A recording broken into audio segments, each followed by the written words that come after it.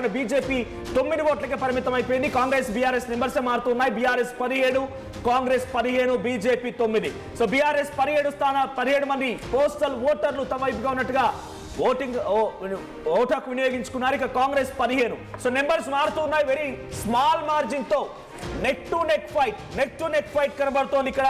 So neck to neck fight లో మరి postal oats మొత్తం కూడా 101 ఓట్స్ ఇక్కడ దాదాపుగా మనం చూస్తున్నాం.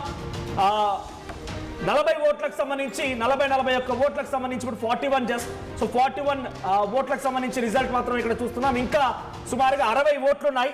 ఇంకా 60 ఓట్లలో ఏం జరుగుతుందో చూడాలి. సో 15, 17, 9 మీరు ఆర్టీవీ స్క్రీన్ పై ఎక్స్క్లూజివ్ గా లైవ్ అప్డేట్స్ ని చూస్తున్నారు.